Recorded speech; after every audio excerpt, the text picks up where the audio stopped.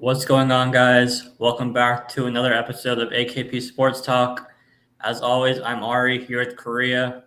Today it's our 75th episode of doing this, so we're inching closer to our 100th episode. How are you doing today, Korea? How's your weekend? Look, I'm having fun right now. Episode 75, it's already crazy. We started this all the way back, all the way back in February, and here we are almost a year ago in November. And, it's kind of crazy. We had a pretty crazy weekend with NFL. I would say the same thing about college football. We had some, little hints of MLB free agency starting up right now. My Warriors aren't doing too hot, but you know what? We're going to move on. How are you doing, Ari?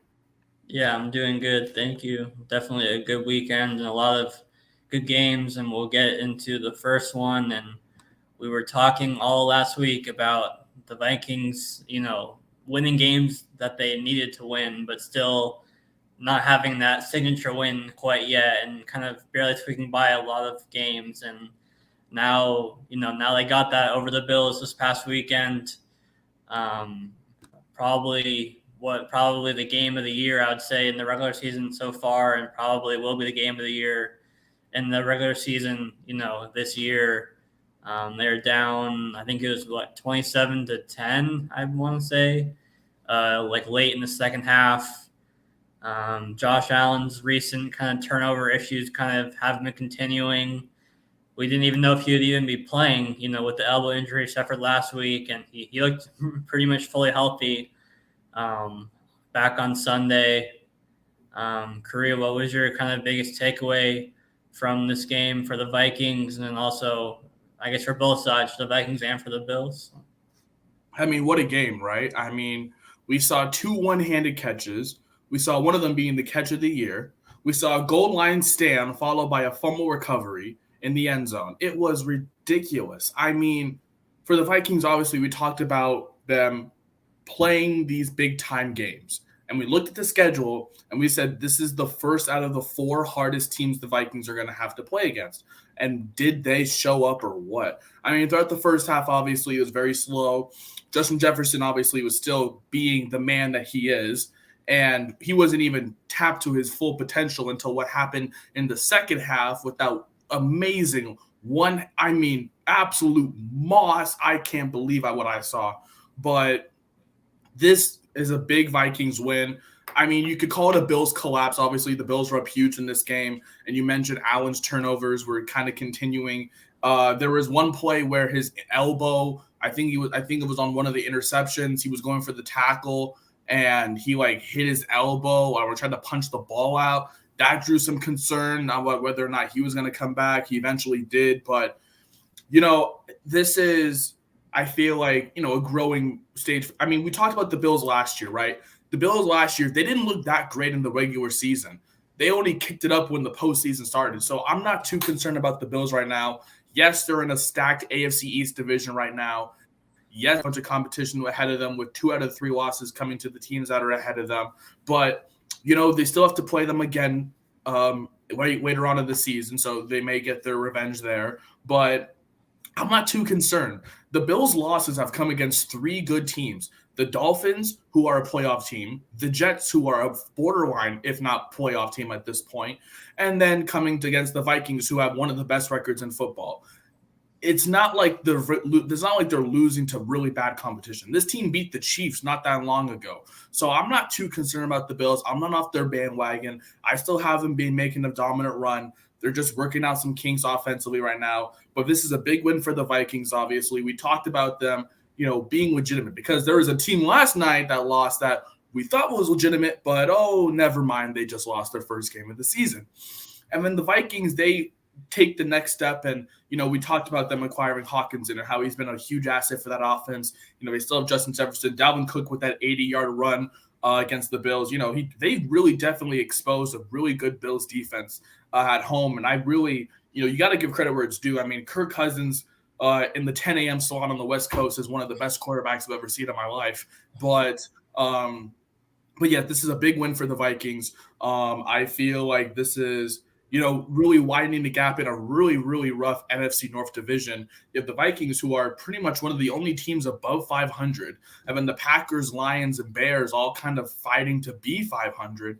So I feel like this is a really big win for a Vikings team that is definitely a playoff contender. I already knew that they were going to have a good year. I predicted that this team people were saying that I was crazy that the Vikings were going to win the North, but I said they're going to win the North because of that offense. And that offense has really carried them throughout this season.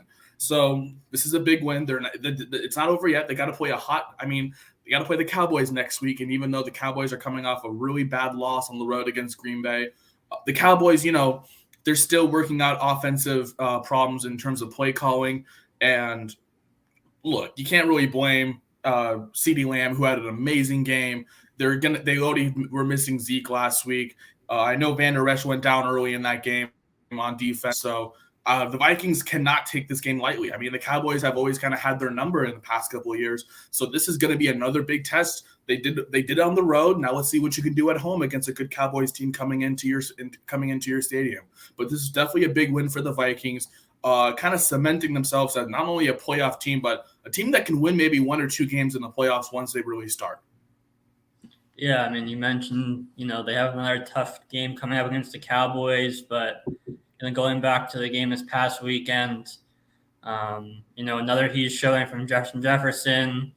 It looks like the addition of Hawkinson has been huge for them. He's caught, I think, 9 passes and 7 passes his first 2 games, so he had some huge, third down conversions in that game as well. It's kind of like a safety blanket. And you still got Thielen as well to complement, Jefferson and Cook. So, they keep winning, and we'll get into the Eagles later. But now they have a chance to beat the number 1 seed and get that bye potentially. As they continue to roll through the division that is, the NFC North. Now we'll get into a couple of teams that picked up some much-needed wins for their sake to kind of save the season. Or I guess not save the season for Tampa Bay, but we'll start with them. The game in Germany, Seahawks and Bucks. And the Seahawks just came out flat early, and they tried to come back late, and it just wasn't enough. I mean, you're not gonna get shut out in the first half and win many games, and that's basically what happened. Tried threw a couple touchdowns late in the fourth quarter that gave the Seahawks, a chance to win, but it just wasn't enough. The Bucks entered this week dead last in rushing, and they absolutely crushed that number. Rachaad White actually started the game and ended up finishing the game because Fournette got hurt, and Rachaad White looked really good, 100-plus yards. He looked fast, strong, all the above that you want to see, in the lead back. And then, Brady just kind of picked apart the Seahawks zone coverage for the most part. There was the early touch into Julio where just kind of miscommunication where he just caught a 7-yard pass and ran it in for 30 yards. But then Brady had some nice passes too to Evans and Godwin kind of in tight coverage. There was the funny Fournette interception throwing to Brady where he slipped. But, it was good to see the Seahawks, still fight in the second half and not completely let up, even though it was disappointing to see them. Looks like they're still playing in Seattle at 6 in the morning, where it was in Seattle.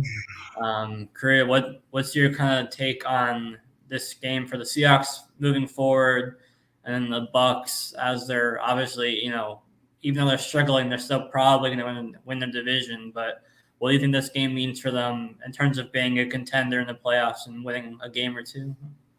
Look, the Seahawks are definitely going to have a little bit of a challenge going into the back half. We knew the front half of the season was going to be a little easier, not playing, the strongest competition. But, we talked about it. They still have the Rams. They got to play twice. They still have to play the Niners. They still have to play the Jets still, who are not easy. I mean, yes, the Rams without Cooper Kupp, which is definitely going to be a big factor. We'll get into that later. But, their defense is still going to be one of the best defenses in the league. And you see how the Seahawks offense just completely stalled against a really good Bucks defense. That it's very similar to the Rams, stopping the run. And, Kenneth Walker, he didn't really have any big lanes to really run through. So that was one issue.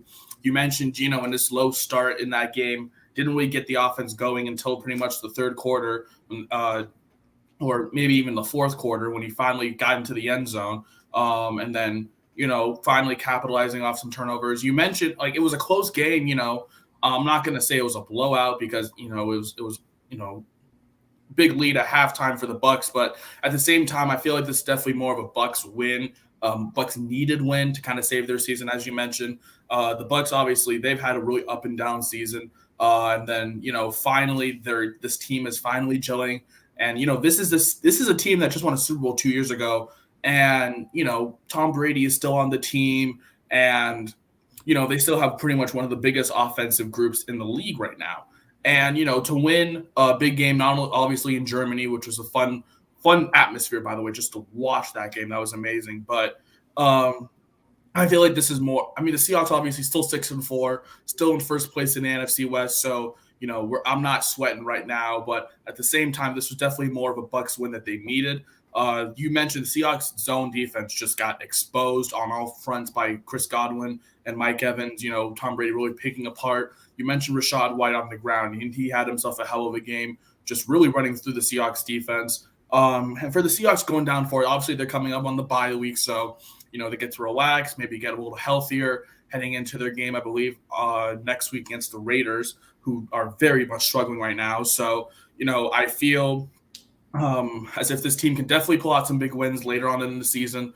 We'll see how they look against, because they still have to play the Chiefs and the Jets and the Niners once more, and that's going to be a Thursday night game, and that game's going to be loud in Seattle. So I'm very excited to watch that one. And that could potentially be for the division, as we talked about earlier. But for the Bucks, obviously in the NFC South, really bad NFC South. They're kind of, emerging as one of the forefronts, with Carolina and Atlanta kind of beating themselves up, and then New Orleans, with their issues with who's playing quarterback right now. It's kind of, who's going to really step up? And I feel like the Buccaneers have taken that next step to really cement themselves as a potential favorite to win the NFC South. Obviously, they're on the bye as well this week, but and you mentioned Fournette, who went down early. It feels like they're not really going to lose him because of the bye. They're saying that he's probably going to come back and play the week after. I forget who the Bucs play after their bye, but I'm not too concerned about the Seahawks right now. We're playing against one of the best offensive units in the league, and it's not going to be easy. I mean, yes, you can shut down DeAndre Hopkins, but I mean, when you have Mike Evans and a Chris Godwin on the same team, and Brady, one of the best passers right now. I mean, he had his first int in almost 400 attempts on Sunday morning, so that kind of gives you a clue of how good this man is. And then you mentioned the Fournette interception with Brady falling and slipping, and he can't get up, and all that nonsense. But definitely not concerned for the Seahawks right now. They're still 6-4. There's still some teams in the back half that I can see definitely getting some wins against. And then the Buccaneers, this was definitely a must-win for them to kind of save their season and try and climb back in this NFC South race to the finish. Yeah, and then we go to Green Bay, who was in danger of falling to 3-7. At which point, they basically would have definitely been out of the playoff race for the most part at that point. But they picked up a really gritty, much-needed win at home against Dallas. They were down 28-14 in the fourth quarter and came back and scored 2 touchdowns in the fourth quarter to force overtime. And then Dallas goes for on fourth down at the Green Bay 40-yard line around there. They don't get it, and then Rodgers leads Green Bay down the field for a field goal to win the game. The huge breakout game from Christian Watson, who had really done nothing as rookie this year, 3 touchdowns, including the deep ball that he dropped in week 1 against the Vikings, and he caught it in this game. So he came up really huge. And then the run game, Aaron Jones and A.J. Dillon were both big for the Packers run game. We've kind of been talking for a while that they averaged 5.3 yards per carry as a whole backfield. That includes Rodgers, 2 rushes for 4 yards. But we've been talking for a while all season about how the Packers couldn't establish a run game, and that was really limiting their offense because of how limited their receiving room was. And so now adding in, Jones and Dillon averaging over 5 yards per carry definitely opened up the passing game a lot for Rodgers. Obviously, the Vikings are still well in control, more than they control, are going to win the division. But Packers win helps them stay in the hunt for a wild card spot. Curry, what was your takeaway from this game for the Packers? I mean, there's 3 guarantees in life. There's death, there's taxes, and there's Aaron Rodgers leading a game-winning field goal against the Cowboys. Whatever the game is, Aaron Rodgers somehow will lead this team for a game-winning field goal for Mason Crosby to beat the Cowboys. And it happened again. You talked about the emergence of Christian Watson. This has been one of the bigger struggles for this offense, just finding a receiver to throw for Aaron Rodgers to the ball to.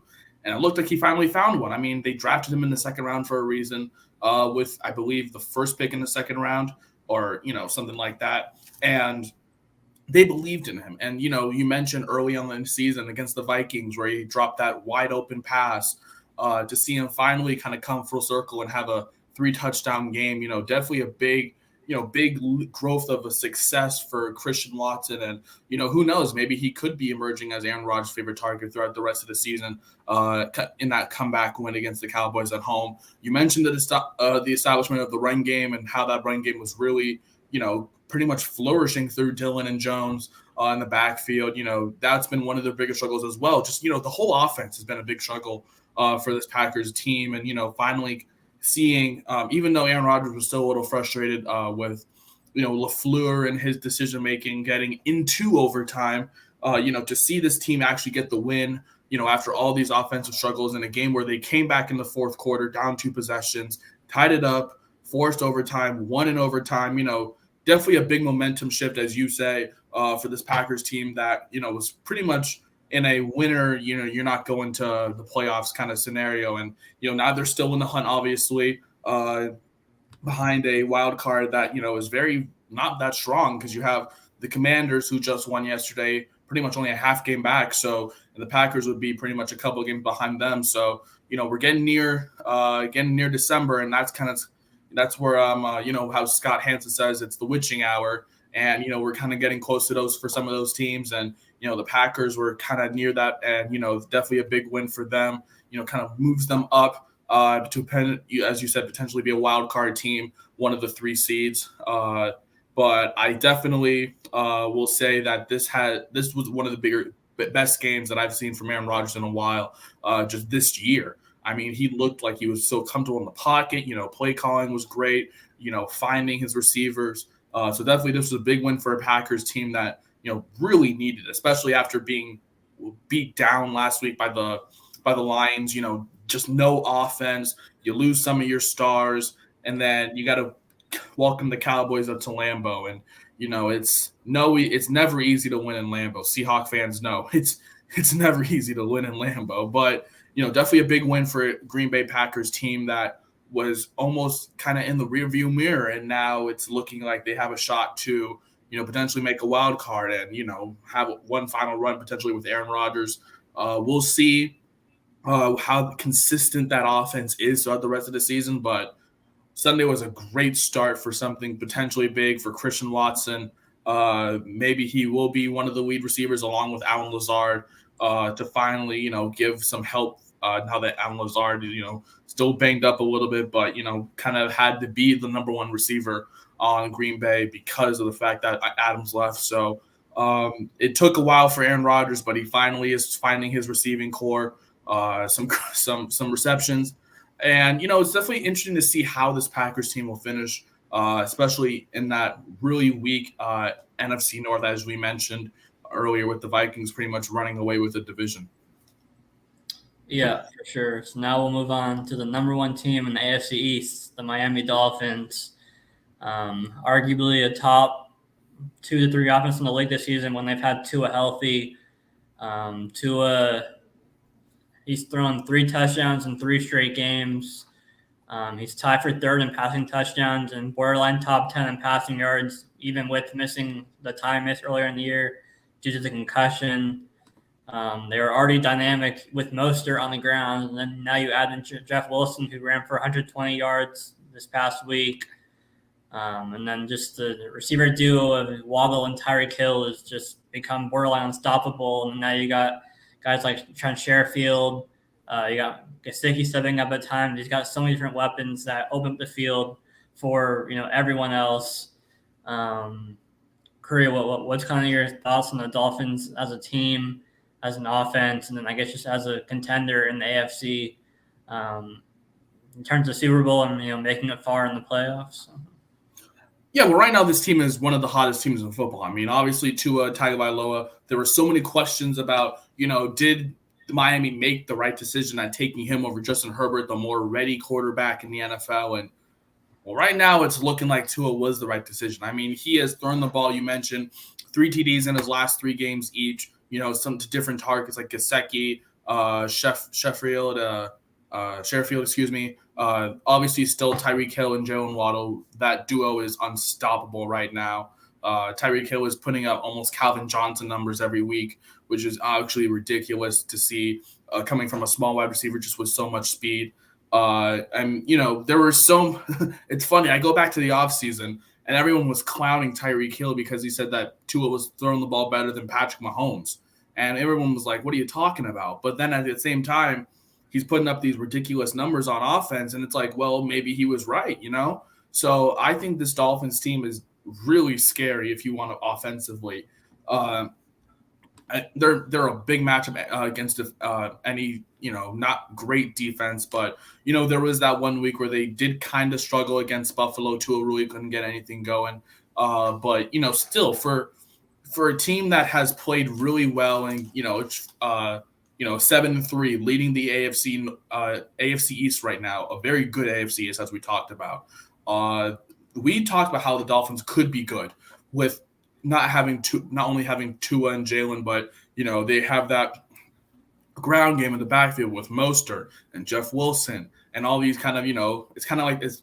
I saw a tweet talking about the Miami 49ers, and they really are the Miami 49ers plus Tua, Tyreek, and Jalen Waddle. So I feel like this Dolphins team could really have a big impact once the postseason hits. Potentially whether they're hosting a game or not, depending on what that looks like. But this team is very scary. I feel like this is gonna be one of the more scary teams to really watch out for in January and February, just because of how talented they really are. I mean, they acquired Bradley Chubb, and at the trade deadline, and we talked about how their defense has not been as potent as their offense, but getting a good pass rusher and Bradley Chubb. They still have Javon Holland in the secondary along with Xavier Howard. And so, it looks like this team is looking a little more complete. The defense is one of the bigger concerns for me for the Dolphins. They do it looks like they can get exposed on the big plays. We saw Justin Fields last week against this Miami Dolphins team pretty much do the same thing he did this past week against Detroit, just absolutely run through the defense. So, if that could be a problem. The Dolphins seem to get exposed defensively a lot, but offensively, no one is competing at the level they are right now, putting up 30 each week on offense. So definitely a scary team to look out for when you look into the rest of the season. I know they're on the bye this week, but I know coming up after their bye, they play a Houston team that is, very good defensively, but, on the ground, they are one of the worst teams on the ground. And, I feel like Houston will definitely get exposed, potentially with, Raheem Mostert, who has that speed, and Jeff Wilson, who has that speed. And then Tua is just throwing the ball at just a ridiculous level right now. Dolphins are one of the most dangerous teams, but, their defense is not the strongest. So that's definitely a big concern for this Miami team. Yeah, definitely holes in the defense, but I feel like they can arguably outscore anyone, even if the defense gives up a lot of points. I mean, look at the last few games. They scored 39, 35, 31 the last 3 weeks at Tua. And then earlier in the season, scored 42 against the Ravens. So, this is almost I can score 35, 40 plus points any given week. So even if they give up 25, 30 points on defense, they can still, win the game pretty easily. So definitely one of the most exciting teams to watch in the league right now offensively. And, that should continue into the playoffs. But at the same time, the playoffs is obviously always a different monster. So we'll have to kind of see if that continues into the playoffs. Speaking of the playoffs, we'll go to the defending Super Bowl champions now as the Rams continue to fall backwards quickly. The season continues to spiral in the wrong direction. They lose the battle of the backup quarterback this past week as Colt McCoy beats John Wolford. And now Cooper Kupp's out for at least 4 weeks. Stafford's still in concussion protocol. So they're already 3-7 or 3-6. And I don't know. There's not that much hope for them without Cup, and maybe without Stafford one more week. Maybe Stafford comes back this upcoming week potentially, but I mean, even if Stafford is back, obviously no Cup is obviously a huge loss for this team. Their defense can still keep them in any game, but at some point, like we saw with the Bucks game against the Rams, at some point the defense only makes so many stops for them to keep punting the ball offensively. So, um, obviously you can't control injuries, and they've had injuries on the offensive line as well all season, and as well as now Cup. But definitely still a fall that I don't think many people expected. Curry, what's your take on the current state of the Rams? I feel like they're cooked right now. I mean, you're heading into a really difficult back half. They still got to play Broncos, who obviously have some offensive struggles and their own problems. They still got to play the Chargers. They still got to play the Seahawks twice. The Rams do not have an easy schedule. And now you lose Cooper Kupp for an extended amount of time as he's being on IR for the next 4 games, potentially even more. You mentioned Matthew Stafford, who's in concussion protocol week in to week out. And you lose pretty much your whole entire offense. Matthew Stafford was pretty much the catalyst for that offense this year, and then Cooper Kupp was the receiver. He was the only option. The run game has been really stalling since the whole Cam Akers situation. Darrell Henderson's pretty much forgotten at this point, and it's just I feel like the Rams just don't have any offense. They can't really score. You mentioned the defense. The defense can only carry you so much. In these games where you're going to have like the sample of the Seahawks, who have a really high octane offense. If the Seahawks just keep going down the field and then to match it with a defense that likes to force turnovers, it's not going to be a good ending for the Rams. And I feel like this Super Bowl slump really hit them hard on the offensive line. And now it's hitting them in the receiving core with Kupp. Kupp was already, questionable heading into this game. And now he goes down, and now he's even worse, and now he may be out maybe for the rest of the season, depending on how the Rams do in these next 4 games. They may want to shut him down just to be wary of him and be cautious. But I feel like the Rams are kind of nearing that point. Yes, you mentioned they're 3-6, but I feel like they are about one more loss away from about being done. I feel like this team, their defense is still one of the best, as we talked about. They're good against the run. They still have, guys like Jalen Ramsey and Aaron Donald who can get to the quarterback. But, I mean, Aaron Donald's being, double teamed every single game because they know how much of a threat he is. Teams are not really throwing to Jalen Ramsey. They're lining up their best receiver opposite of him, to kind of leave some pressure off Jalen Ramsey, even though he finds, whoever he wants to guard. So, and – look, you got to give credit to Arizona. They really came in with a game plan with Colt McCoy. And don't forget, Trace McSorley made an appearance. We saw a Trace McSorley appearance. But, I feel like the Rams are about as cooked as you can be right now. They're about medium to well done. I mean, let's be real here. You're 3-6, right? You just come off your first Super Bowl in years. Obviously, the last one you almost had was 2018, but just came up short. You find Aaron Donald finally gets his ring. There were questions about whether or not Aaron Donald was going to come back. He does come back, and they just have a horrible season.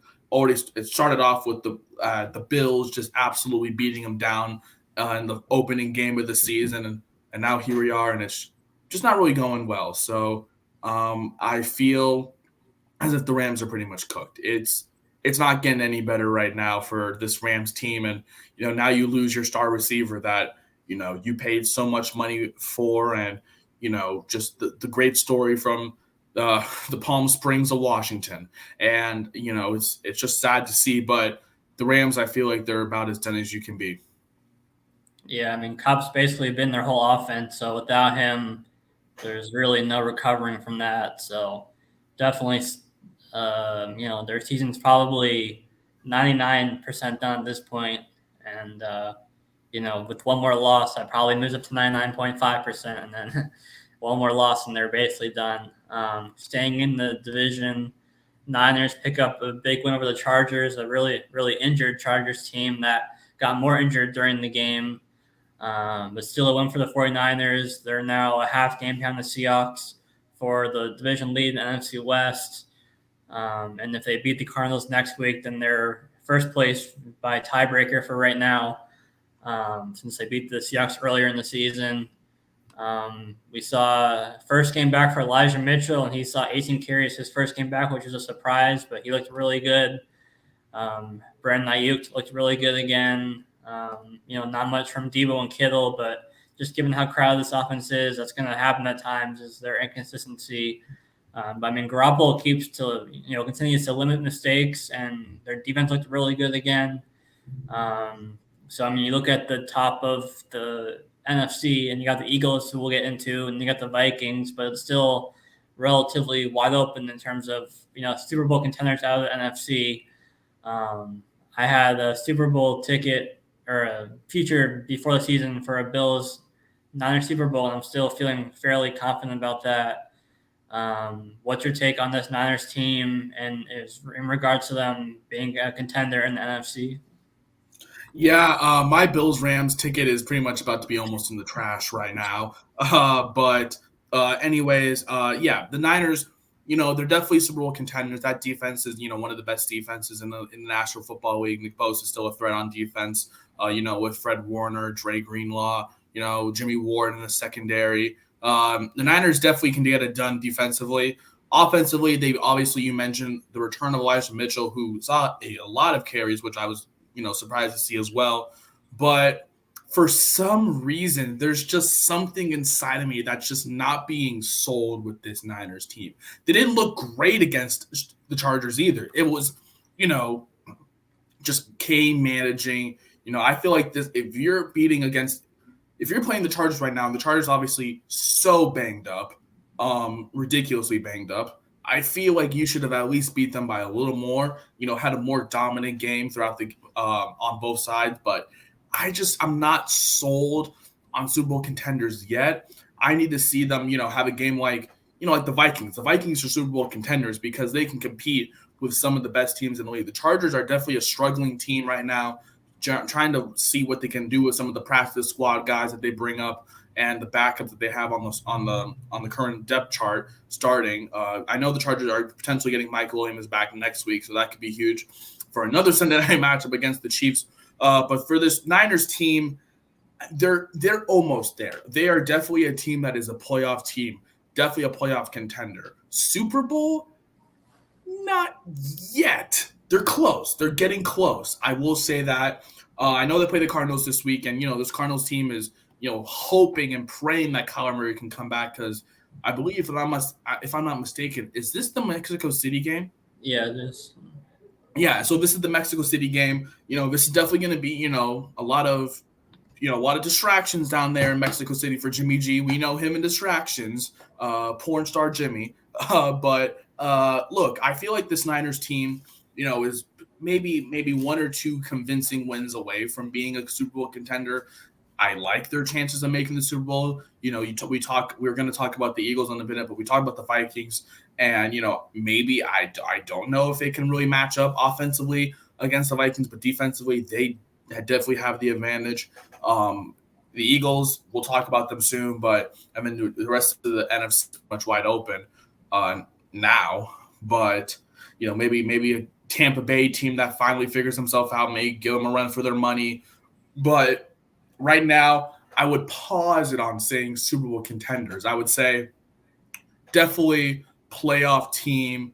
Maybe can get one win in the wild card, maybe lose in the divisional, or make it to the NFC Championship again. But they're a winner or two away from really cementing themselves as a Super Bowl contender.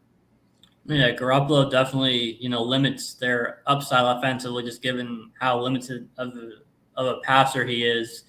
But I think all they really need is for him to just not turn the ball over, and they could just let McCaffrey, Debo, Ayuk, Mitchell, Kittle, just let all those guys do the work, in open space. And that's kind of what we've seen them doing this past couple of weeks.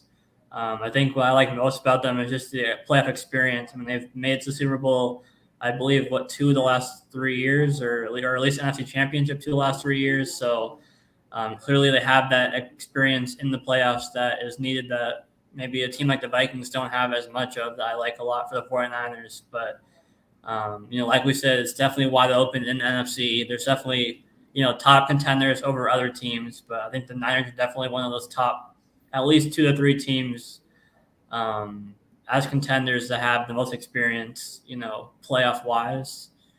And then we'll stay in NFC at the top. Eagles pick up their first loss last night on Monday against the Commanders.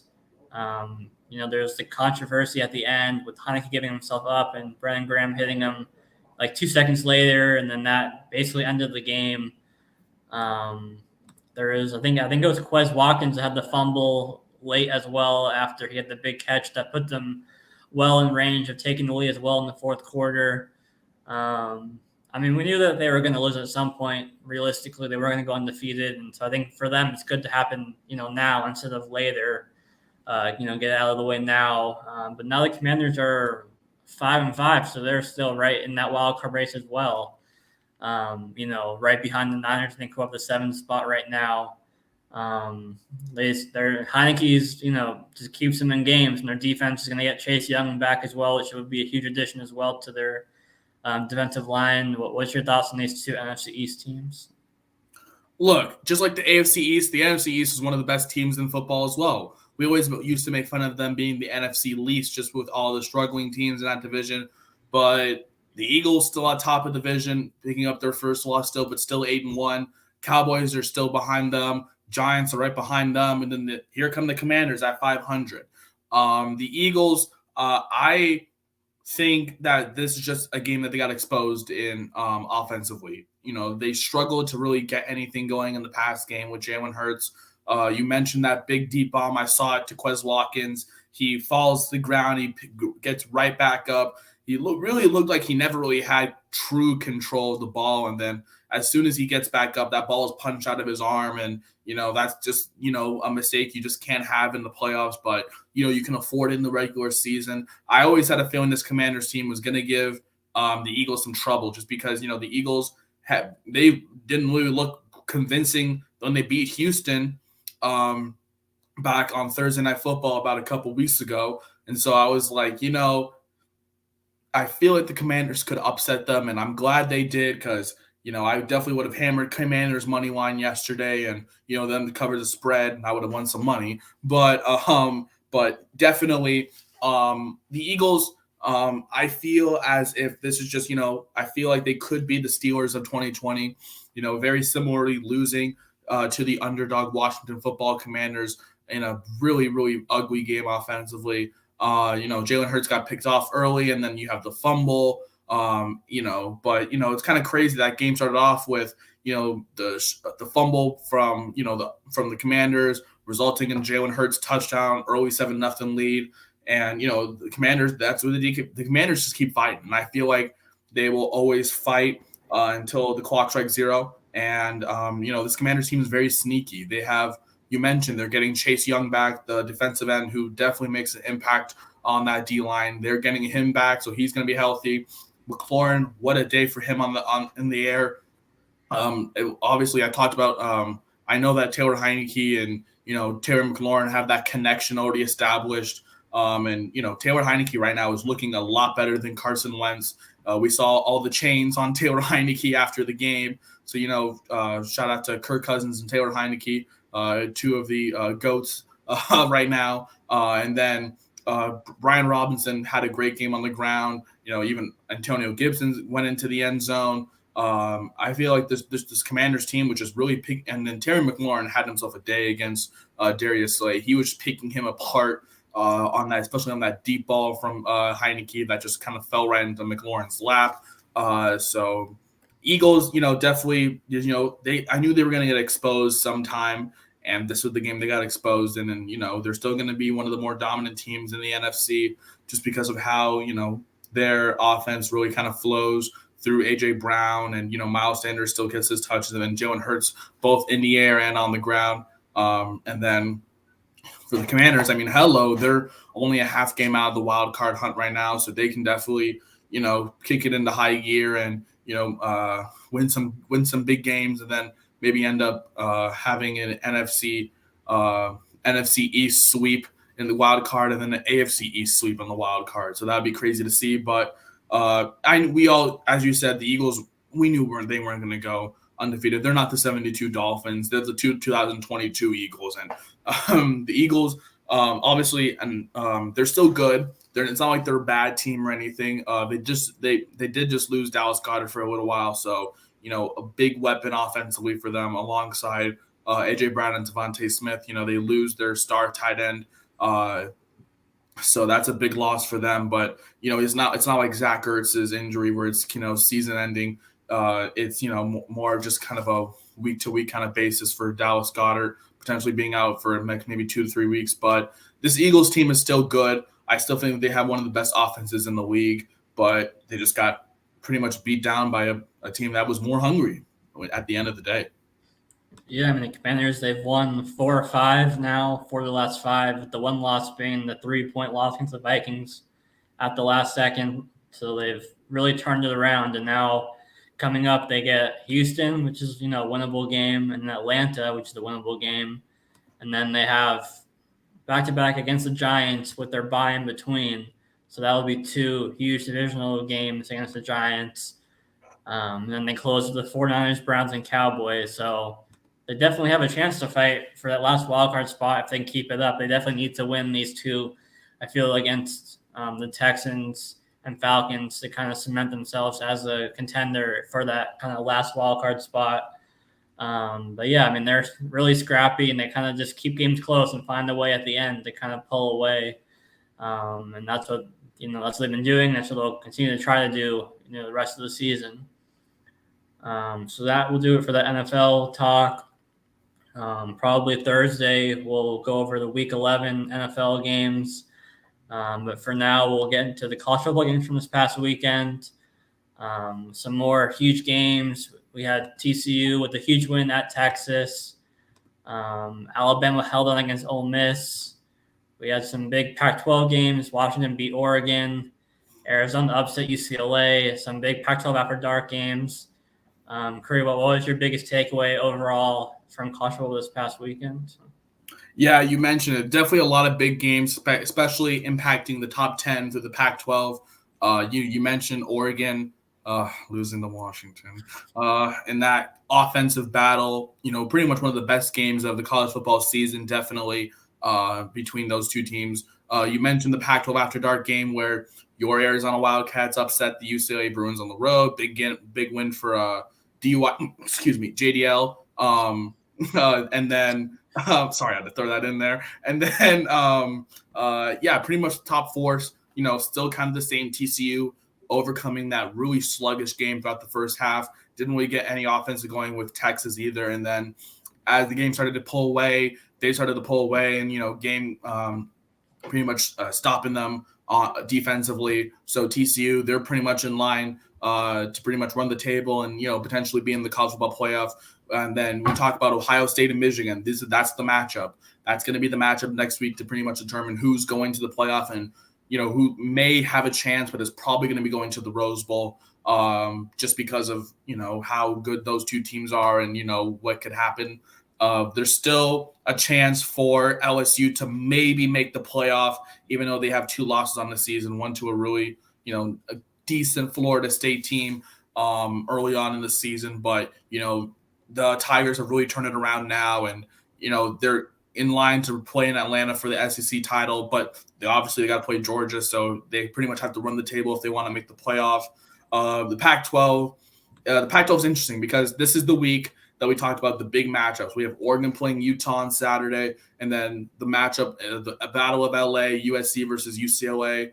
And right now, USC is kind of the only chance for the Pac-12 to really make it to the playoff at this point because USC's one loss was to a really good Utah team on the road by 3. So if the Pac-12 wants to have any chance, they need USC to pretty much win out and win pretty comfortably and look good enough for the committee to put them in.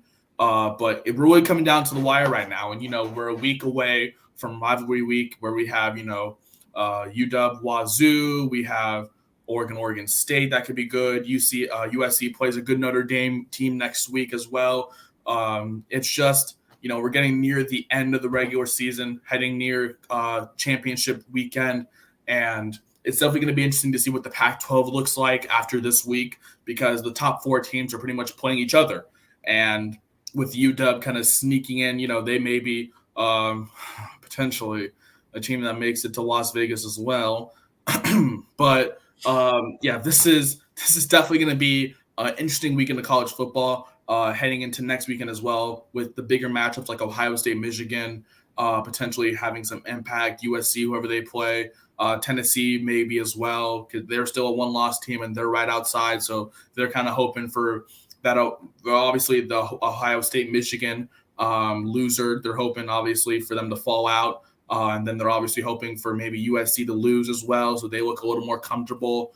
Maybe LSU loses one more time. So we're getting toward that. Here come the scenarios and of what could happen and what could potentially lead to our 4 teams for the playoff.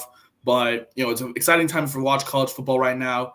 We have some good games this weekend. That'll especially all in the Pac-12. That'll definitely let us know who's for real and who's not.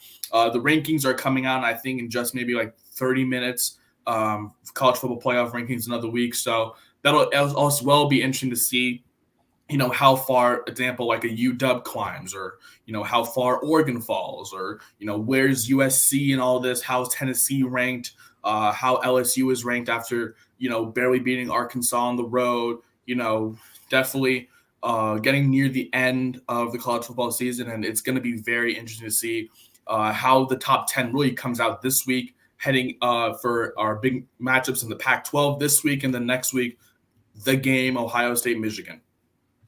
Yeah, I mean, looking at the schedule on Saturday or this weekend in general, it looks like the 2 biggest games might be the 2 Pac-12 games. I mean, you got some other good games, obviously, like TCU, Baylor, and potentially maybe Illinois, Michigan, even though Michigan's still an 18-point favorite, but it's still a top 25 matchup based on, or I guess this is based off last week's college football playoff rankings, so not updated yet, but definitely some big games to keep an eye on this weekend as we get close into the final 2-3 weeks roughly of the regular season for college football.